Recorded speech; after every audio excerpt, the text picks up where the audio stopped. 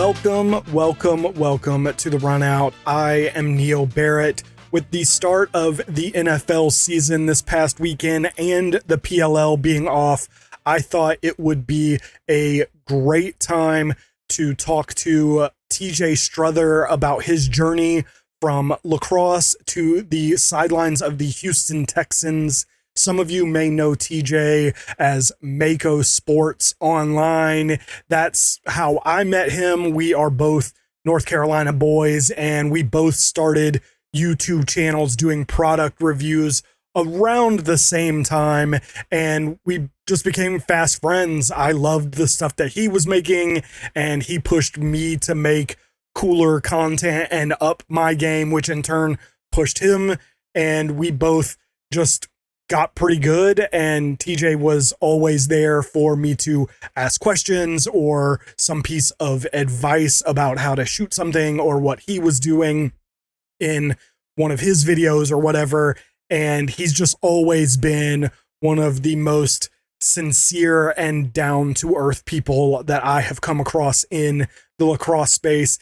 TJ is an incredible videographer who has worked for the PLL, TLN, US Lacrosse, STX. I think he mentioned ECD in the interview as well. And now, of course, works for the Houston Texans. We talk in this interview about his journey in the game, how he found the game and worked his way through it, his transition to working for an NFL team, and what advice he has for anyone who wants to do the same kind of work. So without any further ado, let's get into it. Oh, and before we get into it, when we recorded, I thought this was going to be a shorter interview that was part of a longer episode where maybe we would do some kind of lacrosse topics, and then this would be maybe the second half, or maybe vice versa. I don't know. So I originally kind of wrapped it up after about 30 minutes. Then as we sat there kind of chatting, wrapping things up, we realized that there was another topic that we wanted to talk about and include in the podcast. So I fired everything back up, and I honestly don't know if we ever even got to whatever that topic was.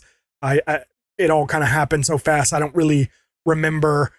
We just kind of kept chatting for a while longer. And like I said, I don't know if we ever even got to that topic. So if you feel like the conversation sort of starts to wrap up, but then there's kind of a very sudden, abrupt change in the tone of the conversation and everything just feels a little more raw, it's less questions and more just us chatting, that is why we literally just kept talking and chatting. But I felt like there was some good stuff in there about TJ and about videography that I thought was too good to leave out. So I kept it all in there, but it might feel a little disjointed. I don't know. I haven't listened to the whole thing all at once just yet. But for real this time, let's get into it.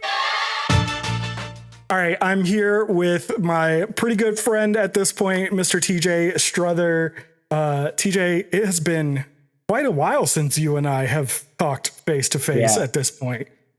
Yeah, I think the last time we had spoke face to face, I think you were still in the Carolinas and might have been like at a High Point game or something like that. But yeah, it's been quite a while. Yeah, I was thinking the High Point game was the last High Point game I remember was a long time ago. I think I saw you on the sidelines in Charlotte a couple years ago.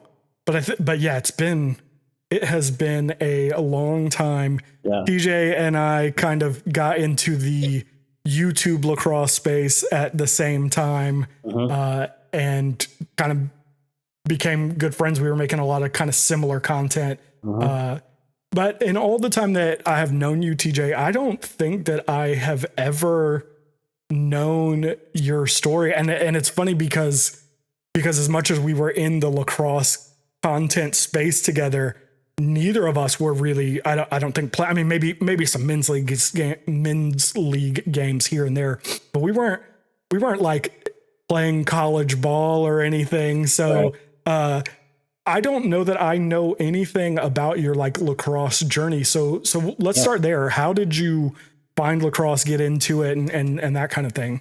Yeah, I was thinking about this morning, but I wanted to play so I was a late bloomer in lacrosse. I wanted to play my freshman year of high school. I didn't get the opportunity because I had missed like the tryout window. I wouldn't have been ready anyways because I didn't have any equipment or anything at the time. But the second time around, I started playing when I was a sophomore in high school. And so like I had a friend he gave me some equipment, and I started like slowly fall in love with the sport. I had played a bunch of other sports prior. Previously I was doing like wrestling, and then also football, cross country, track. So quite a few different sports. But lacrosse was like the first sport where I enjoyed like watching and playing. I think specifically during this time, like I think Rob Pennell might have been a senior at Cornell. I remember like Jojo Marasco, kind of like that era of lacrosse, like this early kind of mid 2010s. And so like being able to see it on ESPN every once in a while, it was super cool. And then so, I technically only played sophomore year and junior year. I didn't play my senior year because we had a bunch of politics going on with our high school team at the time. And so I didn't play my senior year. But I started working and eventually landed a job at my local Lacrosse Unlimited. And so that's kind of where, like it really, really kind of took off, was at Lacrosse Unlimited. So if you want, I can go into that. It can get kind of in depth, but yeah, that's kind of like my specific origin story in terms of playing, I'd say. Yeah. Where did you play? What high school did you go to? Yeah, I went to Cuthbertson High School. It's over in Weddington. So some of the other like teams in that specific area, like Marvin Rage, Weddington's produced a lot of Division I talent. Like if you're familiar with James Shipley, he played at Penn. He went to Weddington. Obviously, his brother, who is a running back for the Eagles now, Will Shipley, they all played at Weddington. So like a mile down the road. So yeah. Gotcha. Okay. All right. Because obviously TJ is from Charlotte. That's in North Carolina. For anyone who doesn't know, I don't know who knows what at this point. Moving to New Hampshire is like, wait, you guys don't know where Charlotte is? I don't know. Yeah. But I guess then, you know, how does that translate? Was it Lacrosse Unlimited? Is that where you started kind of getting into content? Yeah. So even then during high school, Instagram was kind of starting to pick up traction. This is back when I was in like my stringing era, where it was really like stringing sticks, posting on Instagram. And then like, it was like, that was the lacrosse industry essentially. And then once I got into working at Lacrosse Unlimited, eventually I started doing like equipment reviews and that sort of thing. Cause taking inspiration, I think you were kind of starting your channel at around that time, like 2017, 2018, something like that. And obviously there was Throne. They had like a really, really nice aesthetic. And of course, EC had been around for years. And so just kind of taking inspiration from there and then just working with different brands and that sort of thing. You know, reviewing new equipment, new mesh. This is also around the time when we were transitioning from wax mesh to high performance mesh. And, you know, Maverick was starting to become more of like a bigger name brand in the sport.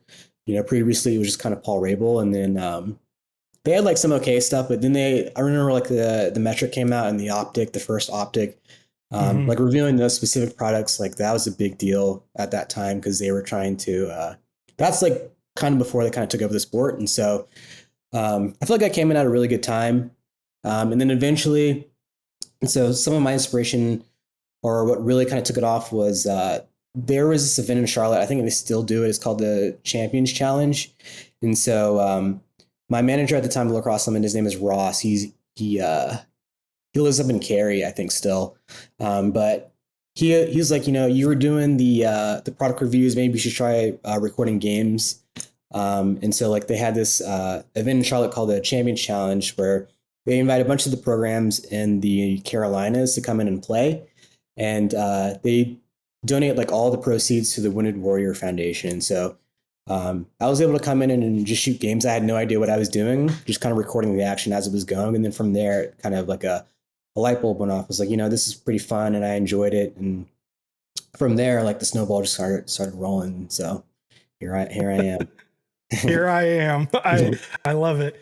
When you were kind of first starting out, was there any was there a goal in mind? Were you trying? I mean, I doubt you thought you were going to end up in the NFL, but like, Yeah. was there a goal, or were you just kind of doing it?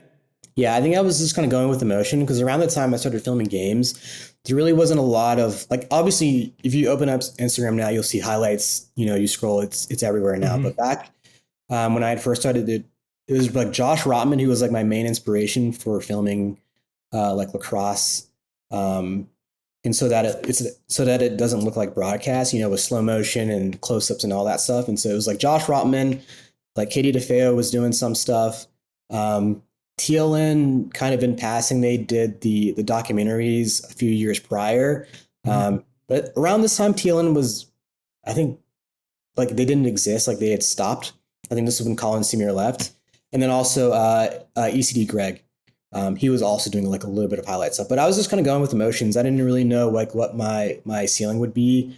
Because lacrosse is still kind of in its infancy. And so there's still like a lot of potential for where the sport can go. And so I was just kind of, just showing up and shooting games and that sort of thing. And so, yeah.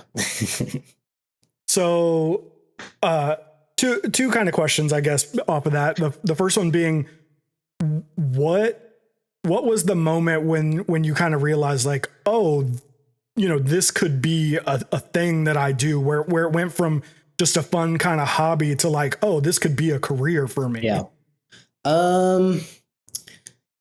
I would say maybe around the second season, I had started working with the MLL. I wasn't working for the league specifically, but I started working for ECD, just getting highlights of their guys like Billy Bitter, I think Joey Sankey.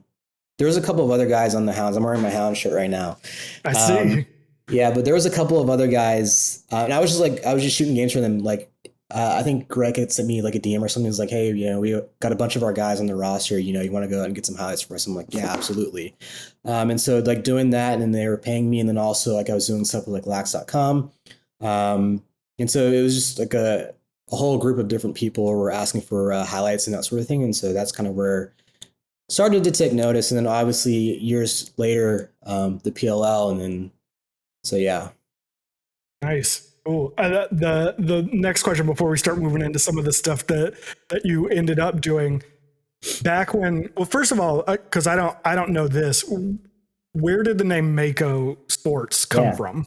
I was in high school and I was taking a marine biology. Yeah, marine biology class, and then learning about Mako sharks. So it's the fastest shark in the water. I think might even be the fastest fish, technically speaking. And I mixed that with fastest game on 2 feet, and so, Nice. Okay, I never knew that. Well, I don't know that I've ever told you this, but when I was still in the military, I bought the first car I ever bought was this gray Saturn Aura. Not that important, but it had cars nowadays, it's fairly common to see like the thin kind of antenna on it. Well, the Saturn's wasn't at the back, it was at the front. Yeah. And because it was like this like dark gray color, it looked kind of like a shark. And one of my best friends is like really into like Shark Week and all that stuff. Yeah. And I was talking to him and I was like, his whole thing was you got to name the car. This was like right after I bought it. And I was like, well, it looks like a shark. Like, what kind of shark does it look like? And he named my car Mako because of that. And we went to the Georgia Aquarium and I bought a Mako shark stuffed animal that sat up in the back window for 10, 15 years, however long I had that car. And I never really thought about that with your name until just now. Totally random. Anyway, but again, before we move on to the kind of what you've been doing since then, what is a piece? And I everybody has this. Everyone who's ever made content has this. I have this. What is a piece that you made that maybe at the time you loved, but when you look back on it now, you know, that you're just like, oh my gosh, it's so bad. Yeah, definitely some of those older reviews where the lighting is like atrocious. Yeah, definitely some of those. And then like even if I go back and look at like the highlights I shot in the MLL, like that stuff to me looks pretty bad. I considered like archiving a bunch of that stuff, but no, I decided to keep it up just for the sake of my growth. Hmm. I like to share with other people to see like, this is where I was, when I Hmm. had first began. And then so like, you could, something a way that in a sense that you can evolve to where I am now. So people can Yeah. go back and see my personal journey. Yeah, no, I love that. It's so true. Everybody starts somewhere. I was talking at work the other day with a girl who I work in jewelry now, and she's trying to kind of become a little bit of an influencer. And she was clearly like held up on the fact that she wanted to make like this high level content, but she Mhm. was like, I just don't want it to suck. And I had to look at her Yeah. and be like, it's gonna like Yeah. you just have to like do it. It's gonna suck. You're gonna get better and stuff. Yeah. But in There's a term in the military. I think it might be the Marines. It's like embrace the suck or something like that. And so mhm. that's kind of like an idea I had adopted on. It's just, you just kind of gotta go with emotions and like you'll learn over time. And so just Yep. kind of being patient with the process. Yeah, after talking to her, I even wanted to show her some of my progress of being like, this is where I started when I was doing content, and this is kind of where I ended. And where I ended, I looked at and I was like, oh, I don't like this anymore either. Like Yeah. I felt so good about it when I made it, especially compared to what I had been making, 2 years earlier. And Right. now I look at it and I'm like, oh, whoa, um, rough. Yeah. So let's maybe move forward a little bit. Then you how did you go from Mako and I guess making some content for Lacrosse Unlimited Uh-huh. to making that jump to going to 1, 2 college games here or there, doing Yeah. that to uh, what was the first kind of big thing? Was it STX, or was it the PLL, or Um, Trying to think. I can't remember even how I got. Oh, so there was the Fall Classic in Charlotte. I think that's what it's called. Charlotte Fall Classic, I believe. Um, and they'll have like Division 1 teams come to specifically Charlotte. So for those that don't know, there's not a lot of Division 1 lacrosse in Charlotte. I think um, there's like one school now. I forget the name of it, but they were formerly they might have been a Division 2 team, but they're might be was it Queens? Queens. Yeah, yeah. Queens is Queens. Division 1 now. But when I was like coming up, there was no Division 1. Like you either had to drive 2 hours south to Furman, or drive 2.5 hours north to shoot UNC or Duke. And so that was always like a difficult thing. And so I think I had started working for STX freelance wise, covering Furman as well as UNC and Duke. So it just kind of worked out that all three of those programs are STX schools. And so I was working with them for freelance for a couple of years. And then it was like a gap in my brand. I can't remember what specifically happened. I think I was just kind of working and kind of grinding at the time. Um, and I had finished community college at the time, and I was thinking about going to like a school to do like an online program or something like that. Wasn't sure what I wanted to do. And then I think around 2021 or something like that, STX came in with like a full-time offer for a job. And I was like, screw it, I'll just do that. And so I moved to Baltimore. And I worked for STX for a year, just being like a content person for them. And then also like through that time, or no, before I went to STX full time, I started with the PLL.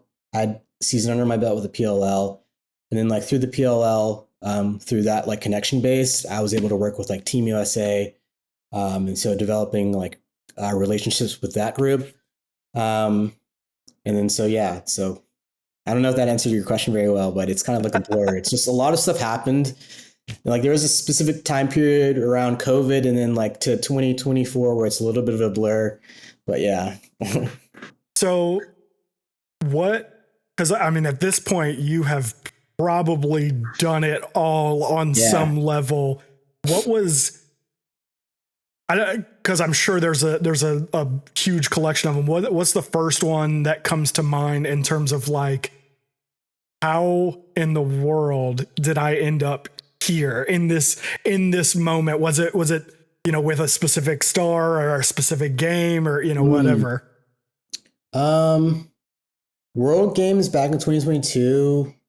where the USA, the women's team, when they won, like that was dope. Also, shooting the Project 9 program. For those that don't know, it's like an annual, like invitation only thing. Like the absolute most elite players in the country, pretty much everyone that goes to that is already committed. It's run by Mark Millen and Paul Rabel. And working that event for TLN, like that was like a bucket list thing for me. Like I have a playlist on YouTube of just videos of for inspiration, and Josh Rotman did one like way back, I think 2013 or something like that. Or no, might have been like 2018, something like I can't remember. But like that specifically was an event that I know I wanted to cover, and so being able to cover that, knocking it off the bucket list and it performing really well on YouTube, that one was huge for me. Man, that's pretty cool. I around the same time when you and I were kind of starting, I remember when lacrosse.com had me come stand on the sidelines of the UNC Duke game, and it was just Yeah. like, and I was Snapchatting. Snapchat was like relatively new, and they wanted me to Snapchat like live the game and stuff, Yeah. and it was just like, how did I end up here? And that was an hour from my house. So yeah, like you said, doing the World Games, covering that's so cool. Who would you say in the lacrosse community, world, space, whatever, has had the biggest influence on you, whether they know it or not? Like who are the people that you're looking up to? Maybe not even just in the lacrosse space. Like who are the guys that you're trying to model yourself after? Yeah, I'll give you three. So first and foremost, definitely ECD Greg. You know, he kind of laid the groundwork for what is like YouTube content essentially. So definitely him. Alex Poole, who is he basically runs the Lacrosse Network now. He's been a friend of mine for a number of years, and so just working with him on various projects like Project 9, high school, college highlights, like kind of year over year. And then Josh Rotman. He's not like a lacrosse personality per se, but he's a great like video producer, filmmaker. He was like the first to kind of do like the cinematic YouTube highlight kind of idea. And so from like I've always like even today I try and model my work to look like his. I say those three for sure. Nice, that's so cool. If this is just a fun question, if you had unlimited budget and the time to do it, what is? I'll give me two answers: a dream project, period, like whatever you want to do, and then a dream lacrosse project. What's something you'd like to do in the world of lacrosse? Oh, dream project, period. I'm not sure, but dream lacrosse is easy because it'd be like Last Chance U, like that old Netflix series, but with OCC Onondaga. College, like the Lasers, basically Last Chance U, but lacrosse, but with like a Netflix budget and a full team. Absolutely. I don't think I have one for like just a general one. It'd probably still be something along those lines. Yeah. I didn't know if at this point, now that you've done it, did you want to move into, TV, movies? I don't know. I don't know what. It's one of those things that, like you were talking about it. It was never supposed to be this full-time job. It was just this like fun hobby that has just kind of like turned into it. And I didn't know if it, I had a buddy of mine that started, he was in a band and he started recording music videos for his band, which then turned into shooting music videos. That kind of became the job. And, 15, 20 years later, now he's a Hollywood editor and, lives in Hollywood and, works on all these crazy projects and stuff. And it's that same sort of thing of like, this wasn't the plan. He didn't start out to do this. It's just kind of evolved. And so, I didn't know if it had gotten to a point where maybe you were looking 5, 10, 20 years down the line or not, but it's also hard to do that in this stuff. So yeah, the market is like, it's changing as it is now. And so, even seeing like the rise of vertical content compared to what used to be like horizontal content, like it's a lot different now. But But yeah, I'm just kind of going with emotions. I think down the road I want to get into like action sports. Like as a child, like I always loved like BMX, skateboarding, freestyle motocross, and so maybe tapping into that some way somehow. Maybe like the goal down the road, but we'll see. Do you that makes me curious. Do you ever at times feel hampered by, kind of being the lacrosse guy? It's probably a little bit different now because you have evolved into a new area, but does that ever was it ever maybe a thing for you about Yeah, being, pigeonholed into just lacrosse? absolutely. Yeah, when I left STX, I wasn't sure if I wanted to stay in lacrosse, or just kind of do it like on the side. Because I had like when I was in STX, it was like all day lacrosse, like throughout the entire year. If I wasn't doing STX stuff, I was doing stuff for Team USA or I was doing stuff for the PLL. And so it was just like it got to a point where I was like, you know what, I'm kind of tired of just doing all this stuff. I go on Instagram and my entire feed is lacrosse, and it's like I couldn't escape it. And so from there, I was like, you know what, I'm gonna try and jump into something else. And so working on my resume, and it's like, damn, I only have experience in lacrosse, and so the difficult thing is, you're applying for jobs in other sports, and other people might not be familiar with the sport. It's a very unique sport, and it's not everywhere in the U.S. And so compared to like if I was doing soccer, everyone's familiar with soccer. Same with football, and so trying to showcase my skills to a point that they're kind of universal in the realm of video production. It's like, I've done lacrosse a lot, but I also know how to, but those same, like tracking a ball, like that translates to any sport. And so just trying to make sure that I am able to like position myself in a way that I can make my skills understandable across different tracks, essentially. So that was the difficult part. And so I kind of just looked at where I am now with my boss he's a lacrosse guy too. And so it just kind of worked out in that way. That's funny how that works out. My boss isn't, but his wife was a captain at Johns Hopkins, Mm-hmm. and so like you make that little connection, Yeah, it was like right away. It's like, oh yeah. yeah. So how do you go from see, and I didn't know this. So you left STX Mm-hmm. not for your current job. Yeah, I was just like, it's time to try something new. And so like I had moved back home for a little bit, and so I just wasn't sure what I wanted to do. I wasn't even sure I wanted to stay in video production. I was getting an interest in like animation, like 3D animation, 3D modeling, that sort of thing. And so I was like, maybe this might be an option. But no, I stayed in video production, of course. And just like a new sport, it's totally different. I get the question all the time, like how is like the NFL specifically, different to like just lacrosse, and it's like it's totally different. And so for me, that was like a learning opportunity. And so like I can learn from people that are in video production but have like a totally different you know level of experience. And so it's just for me like it's been a huge learning opportunity. Yeah, what are some of the things that you have learned? Yeah. The biggest things that you have learned? Yeah, I get that question like all the time. The biggest difference between all it's lacrosse is like a very free sport. Like you can go in and shoot it and do whatever the hell you want to do. And like there's not a lot of like red tape on what you can and can't do.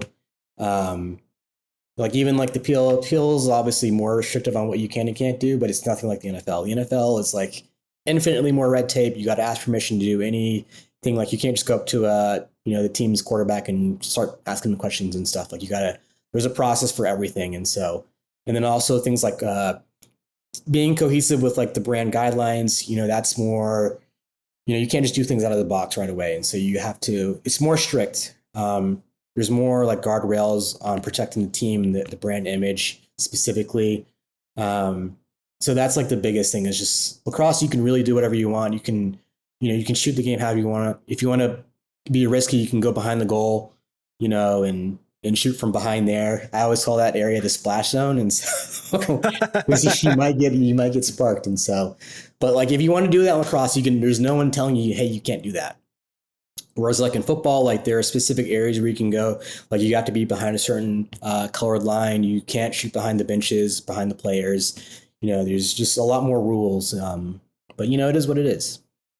Yeah. So do you feel you were talking earlier about, not sure that you even wanted to keep doing that. Do you feel that has this kind of re-sparked that for you, or still wondering maybe whether or Yeah. not you want to still do it? I think I still want to do some animation stuff, but I am still enjoying the video production process. Um, I don't know. I just find it interesting. Like it's always fun to learn new skills and that sort of thing. And so, Mhm. I mean, yeah.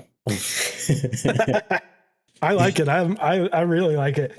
So, um, I'm just kind of general. I don't even know that I have any kind of specific questions about your stuff with the Texans. I'm just kind of generally interested in, Yeah. how what that looks like, how it works, because I have some basis of understanding for the lacrosse world, even though I wasn't really on the sidelines, but Mhm. I've been with you on the sidelines here and there and stuff. So yeah, what I guess really the first thing is like Houston. I mean Yeah. that is a change. Oh, absolutely. Yeah. It was just, like I was just applying for different jobs and stuff. And so I was going on a bunch of interviews, like an interview with like Penn State, Inter Miami, Nashville. I interviewed with the Jets, the Broncos.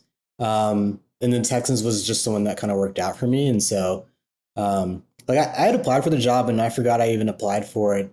The interview process for the NFL takes a while. They get so many applicants, like it's insane. Mhm. And so like it took a while and then I eventually heard back and then went through the interview process. Um, like my second round interview was with my boss who's a lacrosse guy. So like right away we connected. And so from there it was just, it was like a click. But yeah, obviously huge change, is way hotter down here.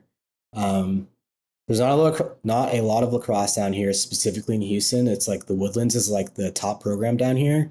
So I'll shoot it like a game or two with them every season, like for TLN or for inside lacrosse. I'll do it. Yeah, I've been working Mhm. with Black Stack in a little while, but inside lacrosse I've done some stuff with for the Woodlands. That's like the main program down here. I'd say there's better lacrosse in Dallas. Dallas has Highland ESD, Park. Episcopal, yeah, Highland Oh Park.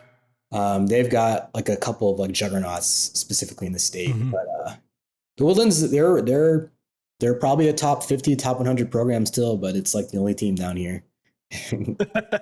Yeah, yeah, that makes sense. Do you work at the stadium, or is it at Yeah, the facility, or what? yeah, we don't have a facility. They're in talks of building or trying to get a facility. Like it's a whole thing. Like this NFL stuff, like there's so much money involved, and so like it's going to be a process. But no, we don't have a facility work out of the stadium, and so like day to day, for those who don't know, my role is a social media video producer, and so what I do is um, just like social media related videos. Sometimes it's shooting highlights, sometimes it's more like helmet off kind of content. But yeah, like most of my stuff is like the things you might see on the Texans Instagram, sometimes YouTube Shorts, Twitter, Facebook, those platforms. Is that it's different? I don't know that it's necessarily more or less, but do you what do you feel about that kind of work compared to kind of the I guess I don't know if it's necessarily longer form, but Mm-hmm. a lot of the stuff that you were doing was not uh Yeah, it's necessarily. different. Yeah, I get what Yeah. you're asking. Yeah, yeah, it's just different. It's a nice little change. I would like to do more, like specifically with the Texans, maybe more like YouTube, like kind of 2 minute ish stuff, like what I was doing before. I personally find that to be the sweet spot, but I don't mind doing the social stuff. Like it's like a nice change, and so you learn quickly like the things that the audience likes, things that the audience might not like, and so, and also it's like the most immediate voice from the team to fans specifically. Hmm. Yeah, no, that's actually a really cool way to think about it, is that you kind of are the most direct Mm-hmm. voice to the fans. That's I really like that. That's really cool. I'm glad you said Yeah. that. Um, oh, um, you were talking earlier about vertical content and how Mm-hmm. that's really kind of changed things. What do you think? not specifically lacrosse, but just generally kind of what are we I just totally lost my train of thought. Like what's the thing that the lacrosse world doesn't get about content yet? That's a good question. I mean, I'm not really sure because like it's changed so much in the last couple of years. And a lot of my feed isn't like, since I've started working in football, it's not a lot of lacrosse stuff. I see it in passing. Like I follow like all the main PLL accounts and that sort of thing. And so I think a lot of the teams, like the PLL has done like a pretty good job of having like an even split of 50% of the people in the room are lacrosse people like myself. Like a lot of the production team is like lacrosse people, like played in high school, played in college, like just love the sport. And then the other 50% of people, it's like, have heard of it, but not really like a lacrosse person at heart. And so it creates like a nice little mix of people where it's like, this might resonate with people that are lacrosse people. This content will resonate with people that aren't lacrosse people that might still find it interesting. So you see that like a lot with like the meme content. But I don't think I would say like there's something like specifically missing in the lacrosse like social media space. Like if you want to find a specific kind of content, you can generally find it. Like if you want to watch like 20-minute long documentaries, like you can find that stuff on YouTube. And if you would just want to see like highlights, of club, like high school club highlights, like you can find that very easily on Instagram, just scrolling through reels. And so, yeah, 5-star and all that stuff. Yeah, there's lots of good things out there for that. Okay, the last kind of bigger question to ask is, if you could tell 2016, 2017 TJ something, what would it be? Just keep grinding, essentially. Yeah. That's like what like even today, I think it still applies. It's just like, kind of have a goal in the back of your mind of just grinding. Like even when I was shooting like MLL games, like the end goal was always, or a goal I had was always to shoot like an NFL game. Like how cool would it be to shoot an NFL game? And so like that was always like a sticking point of, this is where I want to be. And so, like I remember before my first PLL event weekend, I was talking with Nick Bailey. He used to be producer with the PLL. He left this season, like before the season started, and like we were in Albany. No, it was at Gillette Stadium when we had, I think it was 2021 training camp, and we were just sitting at a table just talking. And he was like, where do you see yourself in like 5 years? And I was like, I don't even know, dude. But like, it would be cool, like to say that I shot like an NFL game. And so like exactly 5 years or 4 years later, like it was true. And so it was cool. Yeah, that's really cool. Funny how that works when you kind of speak it into existence. And it's funny too, how like you can have that goal without having that goal. Like it wasn't like I'm trying to make this thing happen, but it was like, hey, that would be a thing. So that's really cool. And yeah, 5 years. So am I, I'm not in focus. You were during the interview. You're good now. I see. Okay. Yeah, that's my, this is not a great camera for this. It's RX10 Mark III. Oh, the camera? Yeah. Yeah, the Sony. And I bought it because it has the like crazy zoom. It has like I think it's 18 to 600. I know it goes up to 600. I think it's like 18. Oh, yeah, the RX10, yeah. Yeah.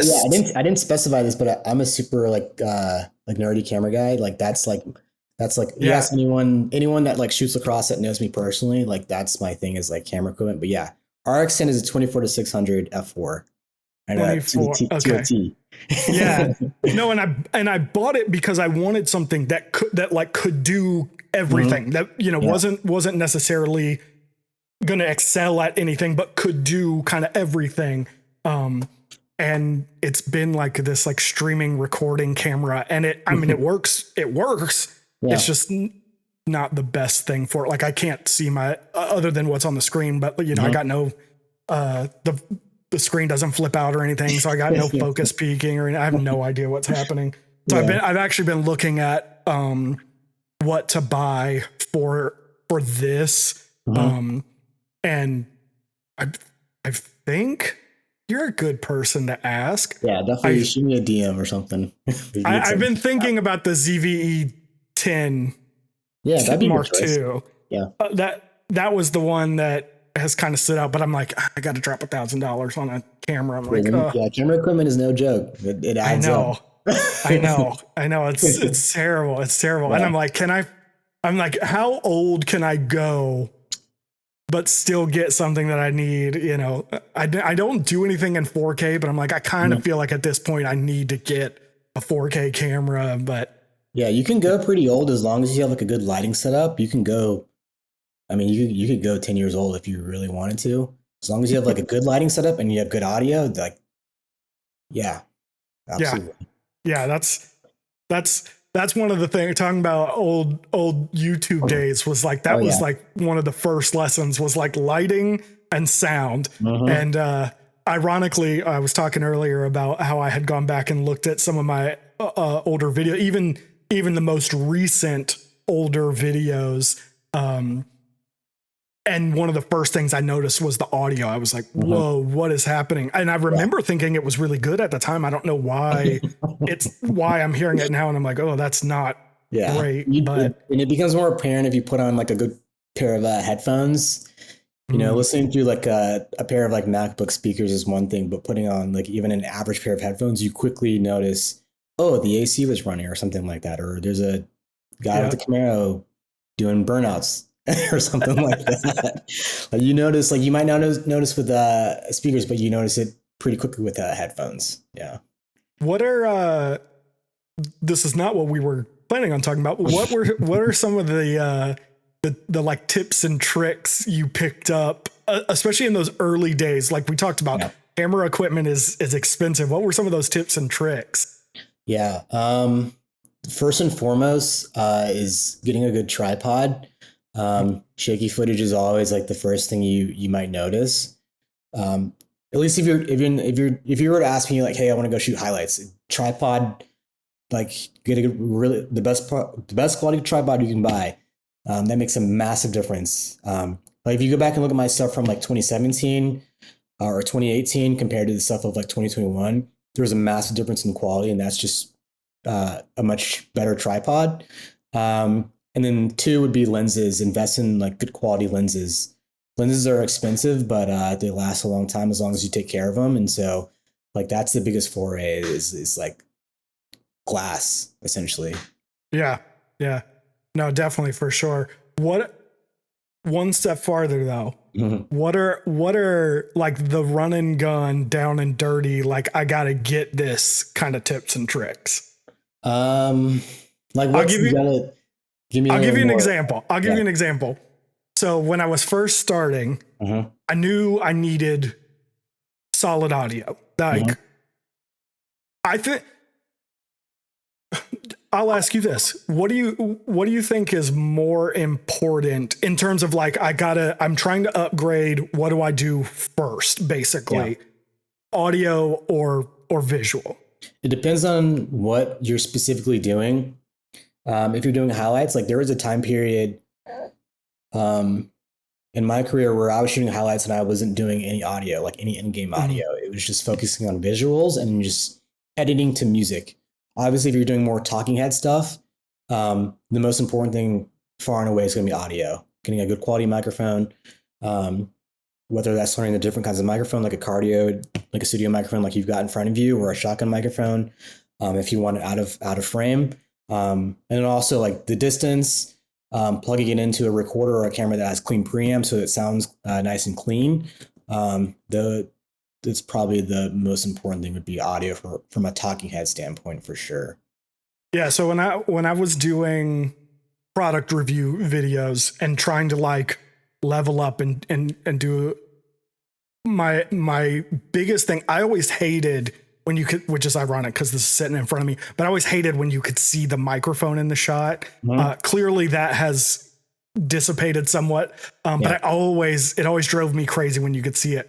So shotgun mics, there are plenty of things that people do and at higher levels, but the trick that I learned was to take, this was back when corded headphones were still a thing, and it was to take a pair of corded headphones and I cut off the headphone parts and just had the microphone part, and I would plug that into either my phone if I was really desperate, or I had one of those really small Zoom microphone recorders, and I would plug that in and put it in my pocket, and then I would run the cable up through the front of my shirt and have it. It was under my shirt, but it was hanging like right here. Yeah, and that I actually got like shockingly good audio out of that. Yeah.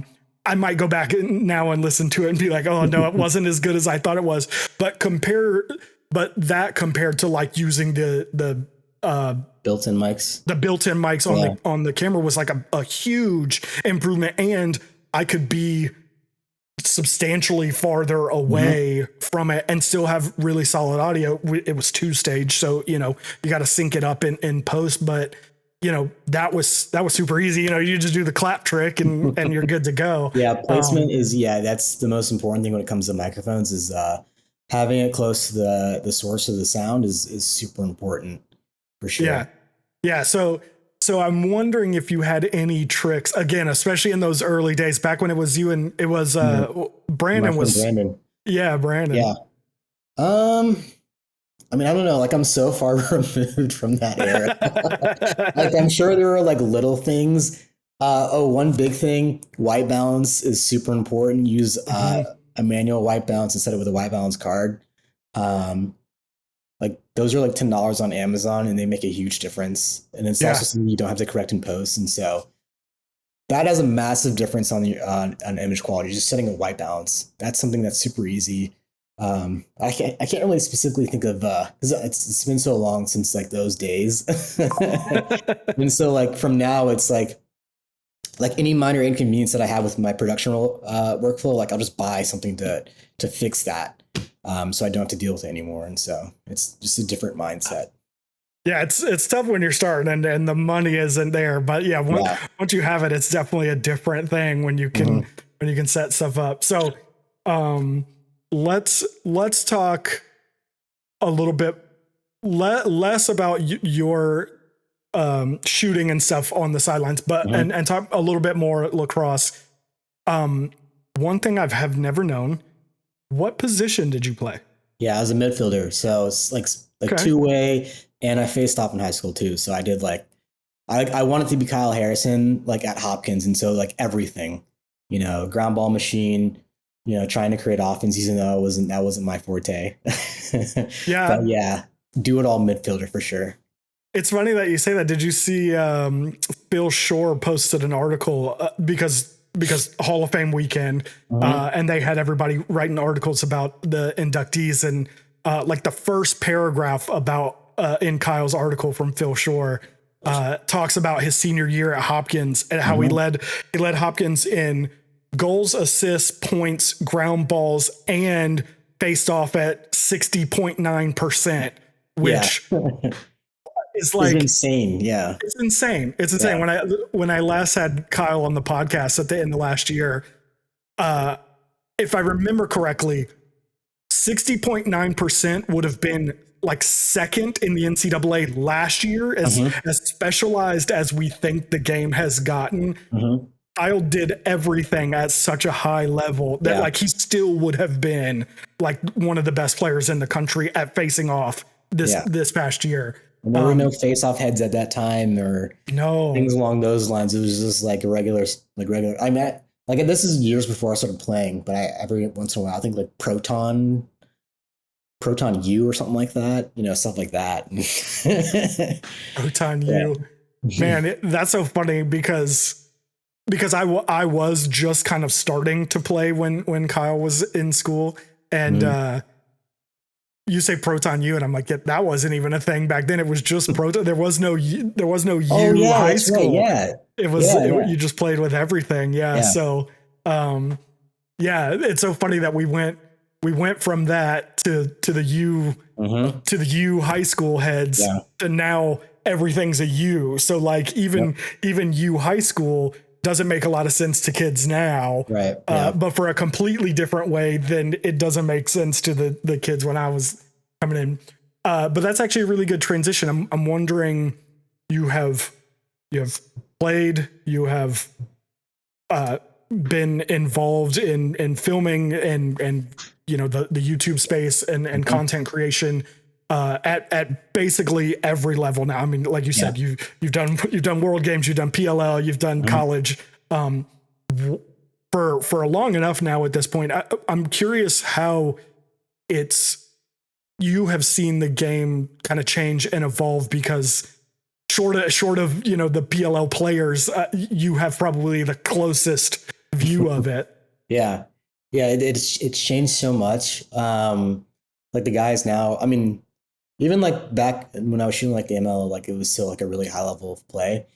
I think it has increased within the last 2 years just because of the way the shot clock works now. It's way quicker now than what it was like 2 years ago. And so it's just seeing how like offenses have changed a little bit with how they're running.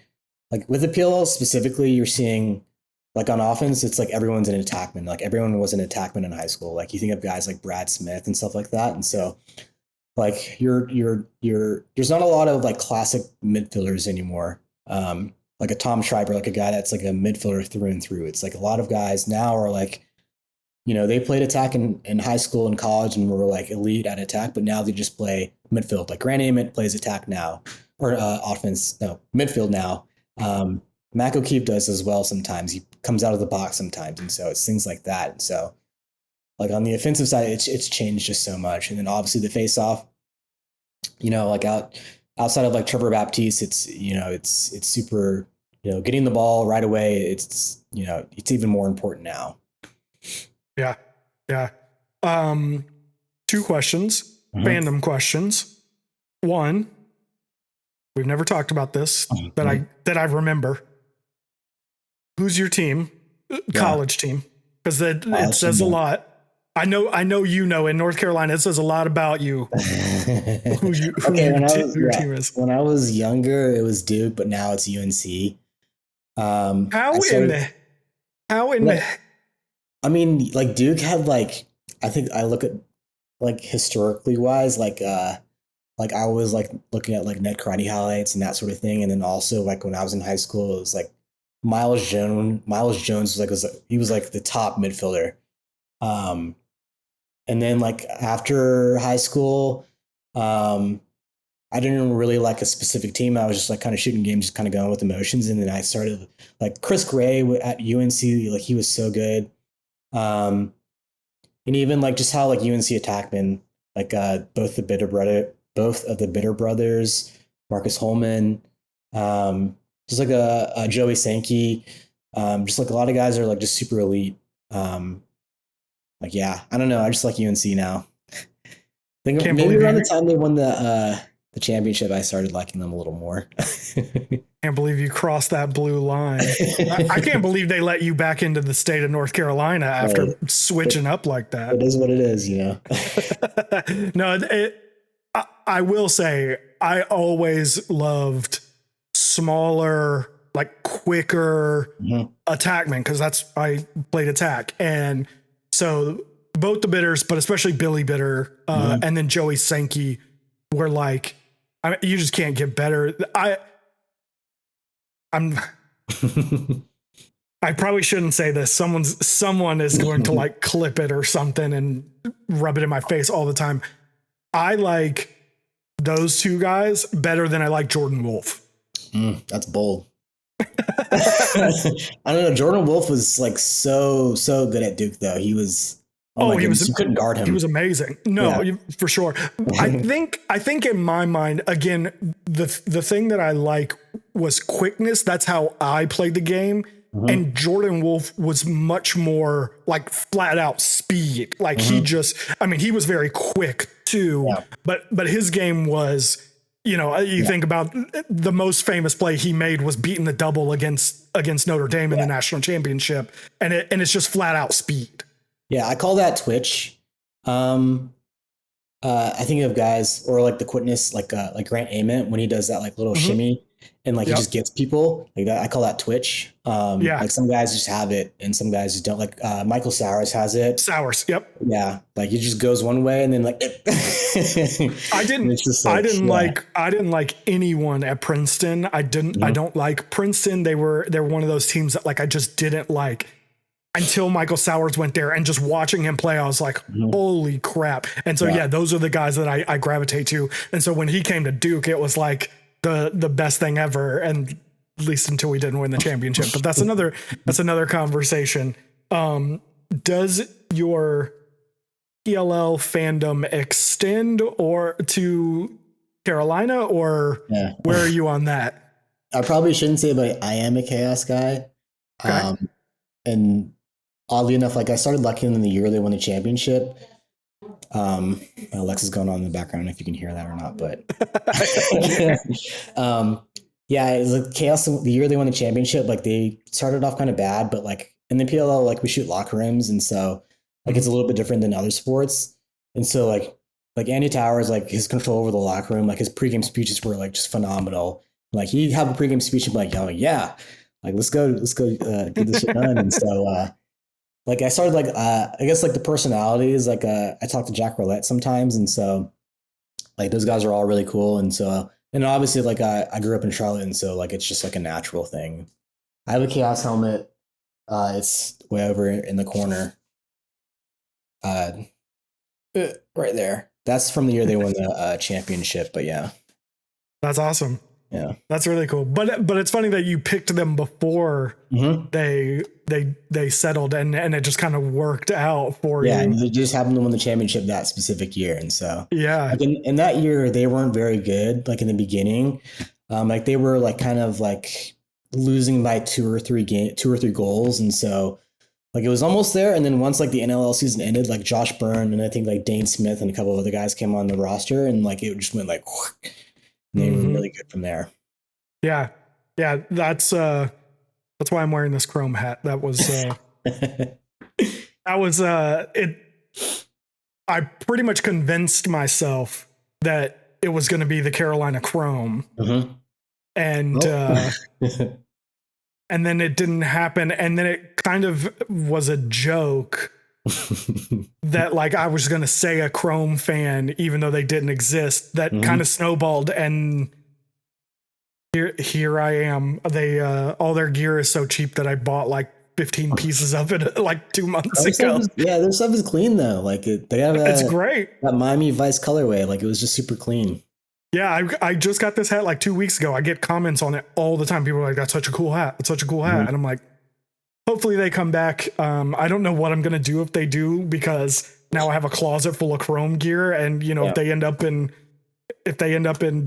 Washington, it's like I'm not really a Chrome fan anymore. That's what happened. Yeah, I would imagine sometime down the road that they would eventually come back.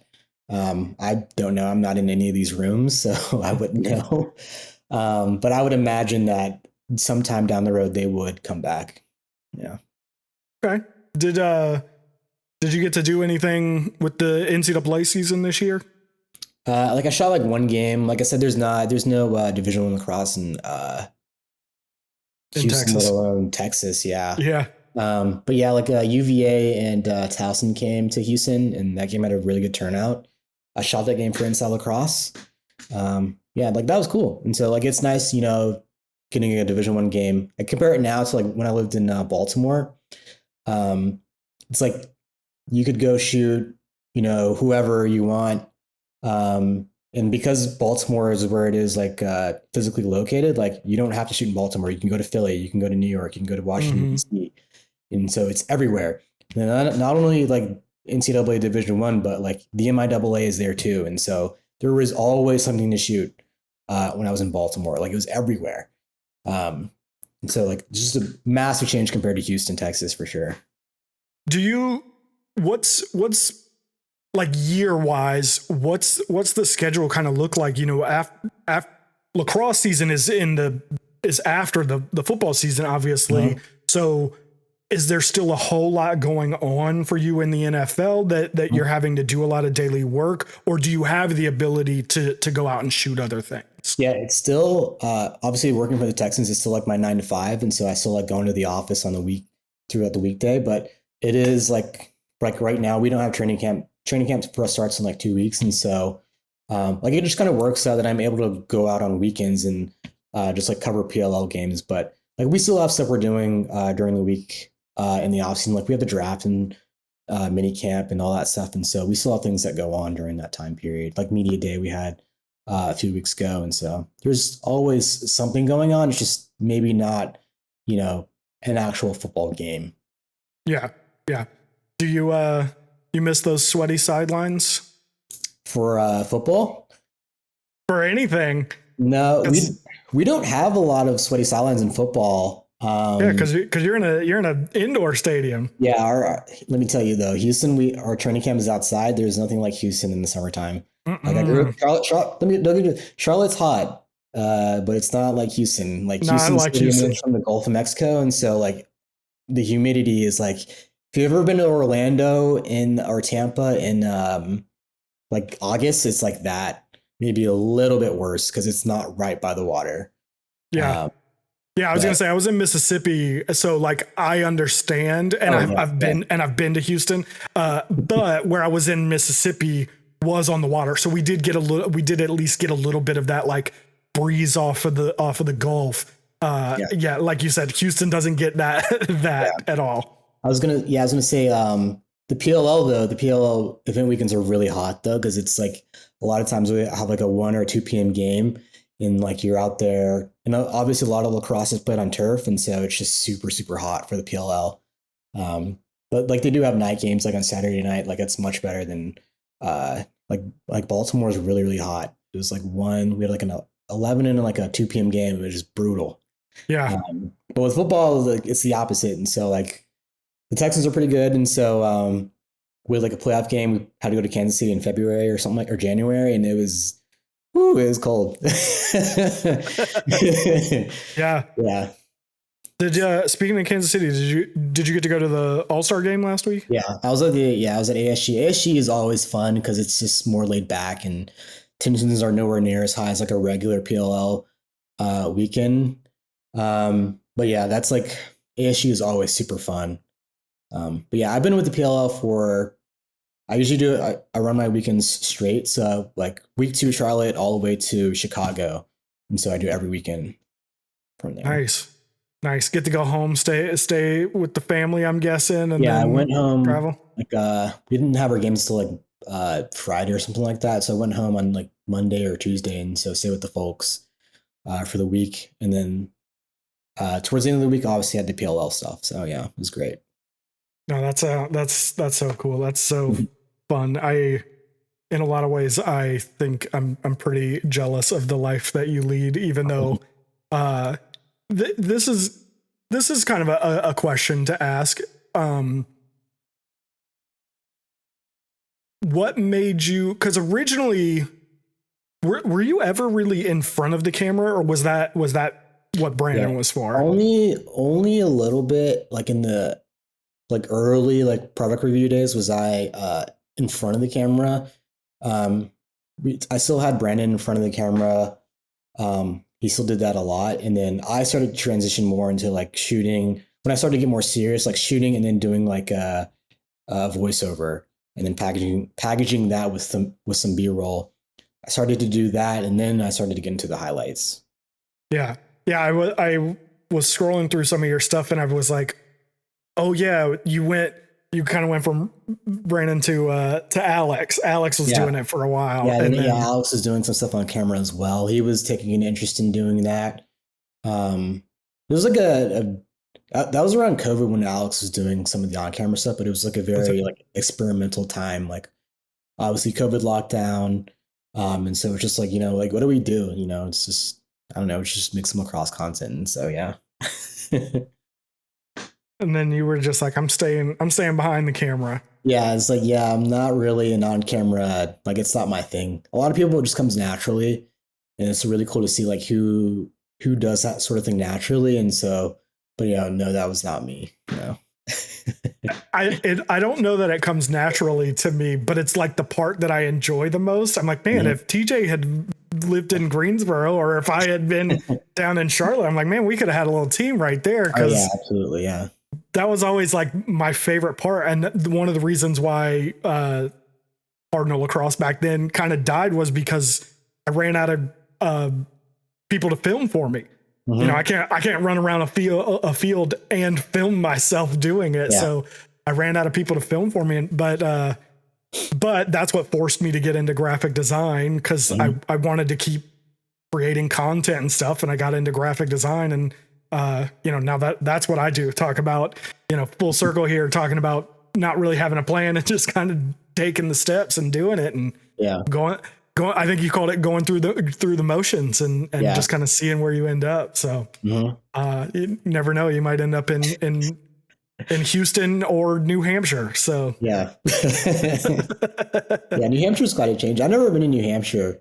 I was thinking about this the other day, but I'm like so thankful that, like, because of lacrosse, like I've been to like the majority of the states in the country just because of that specific sport, and so that's cool. But I've never been to like New Hampshire, Vermont, or Maine are the only East Coastern kind of states I haven't been to, and then like a couple of the Midwest and Hawaii and Alaska. But everywhere else, like pretty much all around the country, I've been to because of the sport. So that's cool. It's too bad. It's too bad Boston is at the end of the season this year instead of early in the season, because I'm an hour from there. So you know, could have gotten you into New Hampshire, but were you in Boston last year? No, not last year. I think no. Okay, that might have been like I did my last game, and then like Boston might have been the weekend after or something like that. Okay, yeah. Because I think it was 2 years ago, maybe 3. I think it was 2 that I did I did Charlotte, and I sat on the field, and you were like right in front of me for part of it, and but of course you were working. It was like, hey man, what's up? Yeah. I think you were shooting. Was it you that was shooting on a saddlebag? No, I don't. That's usually not me. No, I'm usually hi hat, like low on the ground. Usually, yeah. Maybe it was. I'm trying to think of who else was like in front of me. I think it was pretty much you and Nick and Stelios were the 3 that spent some time in front of me. And somebody was like, they were trying to do a hi hat kind of look, but they didn't have one. Yeah. And they were just using a saddlebag, and they were like, hey, it works. But it was so hot that day though. So yeah. PL event weekends are hot. They are. It's crazy. Yeah. Paul's been talking, you know, in like state of the league and stuff about, you know, moving the thing to the spring. And I was like, yeah, just not too far. There's like a sweet spot we gotta hit where we're getting good weather. Not obviously, you know, they're on a tour, and so it depends on the area. Other places are really. I remember when I was in Baltimore, and like the first weekend that I was able to wear a t-shirt and shoot lacrosse was like the MIAA semifinal. It's like, what the heck? yeah. Not what I'm used to at all. Yeah. So those cold weather games are different. It's just, I've had some cold ones. I remember when I was at the STX, I shot one. It was Rutgers versus Ohio State. That game, I thought I was going to die. I was so cold.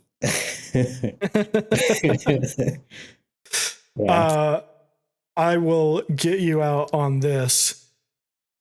One fandom question. We'll see if you'll answer it. I don't know if you can answer this one. Yeah. We got the NFL season starting up in what, a month and a half ish, 2 months, maybe. It's usually right around my birthday when it starts. So about 2 months. Who we going for? You know, I'm going to say go Texans. So yeah. Okay. All right. I'm sure they won't. I'm sure they won't be listening to this. If you want to give another answer. Yeah, you never know. Listen, best of both worlds. The Texans meet the Panthers. We do play in preseason. Yeah. Do we? I think our first preseason game. Yeah, the Panthers are coming here. So. Okay. The only Panthers game I've ever been to was actually them playing the Texans the year after the Super Bowl. So 2016, I guess that Oh, okay. was. Yeah. Okay. Uh, Yeah. yeah. So that's the only game I've been to was them playing the Texans. And we won. We won. I think it was one of the few games we won that year, but we did win. So, Yeah. all right. Where can people find you and your work? Yeah, the best place is still my Instagram. I'm not super active on there now. I just like as I've grown a little older, I don't post as much anymore. But yeah, on Instagram, Mako Sports, MAKO Sports is probably the best place to find me. Cool. Well, definitely check that out, TJ. Mhm. It's great to talk to you. This is probably a little bit weird to say because we both kind of started out at the same time and you have gone well beyond me without a doubt. But I have really enjoyed watching your journey, watching your progress. I am proud of you and the work that you have done. As again, as weird as that might be to say, I but appreciate it. Yeah. no, yeah, it's so fun. And every time I see you doing big things, I'm like, it's TJ. That's amazing. Yeah. And so keep it up. And I will look forward to seeing what you're shooting in Chicago this weekend. That'll be awesome. It's my last weekend for this season, so I definitely got to go out with a bang. Gotta, really go out there and show my stuff. And so, yeah. All right. Thanks for joining me. Yeah, I appreciate it. A huge thank you to TJ for coming on the show. I am always kind of watching what he is doing and what kind of stuff he's putting out. But like we mentioned, we rarely get to talk much anymore, but it has been so incredibly cool to see him grow into both the creator and the person that he is now. And I am incredibly proud to call him a friend. If you are an aspiring content creator, videographer, whatever, or conversely, someone who just likes to look at cool stuff, definitely give TJ a follow. He is still at Mako Sports on both Instagram and YouTube. Like I said, he doesn't post a ton anymore, but the things he does post, I promise you, are worth it. He's also, if you are trying to get into any of this kind of work, he is also approachable day or night. I probably shouldn't volunteer him for that, but he is very approachable. If you've got questions, feel free to reach out and ask him. Working with the Texans, he's probably a little bit busier than he used to be, but I can almost guarantee you without any shadow of a doubt, if you have a question and you send him a message on social media, he will respond to you. He will answer you. TJ is really just that kind of a guy. So definitely give him a follow, give him a shout. If you're looking for some information that TJ probably has, I think it'll work out well for you. Next week is the PLL Championship, where the New York Atlas will take on the Denver Outlaws, number one in the East versus number one in the West. Kind of this game that we have all been building up to and wanting to see all season. Their regular season game was incredible. So much fun to watch. I can't imagine that this game will be any different, and it is for all the marbles. So take that regular season game and add the stress of it being for a championship, and it should be an absolutely incredible game. Brandon and I will be back next week to talk about that game, as well as to catch up on all things NLL, the NLL draft, their CBA talks, all that kind of stuff, as well as the Man Cup is going on right now. We will probably talk at least a little bit about that as well.